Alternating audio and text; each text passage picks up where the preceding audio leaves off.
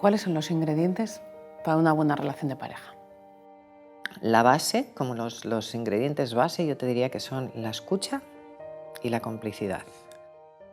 Y este segundo va de la mano del primero. La escucha tiene que ver con tratar de ver el mundo como el otro lo ve, como la otra persona lo ve. Y para eso tengo que hacer muchas preguntas, justamente para tratar de ver con sus gafas, ¿no? Y de ahí es de donde surge después la complicidad, ¿no? De ahí es donde surge esto de que de repente estás, no sé, comprando en una tienda y dices, ay, esto le gustaría, ¿no? O aquí diría no sé qué cosa, o buf, esto no lo haría nunca jamás, ¿no? Estas parejas que se conocen tanto, que se adivinan, ¿no? Y que es bonito, ¿no? O sea, porque es como, te tengo en cuenta, pero para tenerte en cuenta tengo que mirar con tus ojos, y ahí es invertir mucho tiempo en ver cómo tú ves la realidad, ¿no? Yo creo que esas son como los dos elementos base, ¿no? Y cuando toda esta parte tan exigente de la crianza pasa, ¿no? Cuando este espacio en el que hablamos sobre todo de nuestro rol como padres y como madres pasa, lo que va a quedar va a ser eso. Lo que va a quedar van a ser conversaciones, ¿no? Cuando seamos viejecitos, lo que te queda es de qué hablamos, ¿no? Cómo es la calidad de nuestras conversaciones, ¿no? También cómo es la calidad de nuestros silencios. Pero las dos cosas van unidas, ¿no? Y ahí es donde creo que es importante invertir siempre, ¿no? Escucha, y de la escucha la complicidad. Y de ahí normalmente sale también el sentido del humor, que nos podamos reír hasta de las partes que menos nos gustan de nuestra pareja, porque ya las hemos sabido como recolocar en otro lado, ¿no? O sea, conozco tu parte oscura y también la puedo como vivir con liviandad, ¿no? Eso diría que son como los ingredientes base para poder elaborar. Marta, ¿qué podemos hacer las parejas antes de tener hijos o hijas?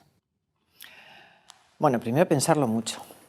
Tenemos la gran suerte de que la gran mayoría de nuestros hijos y nuestras hijas en este momento histórico y en este lugar del planeta son hijos deseados, ¿no? Son hijos programados al menos, o podemos contar con eso al menos.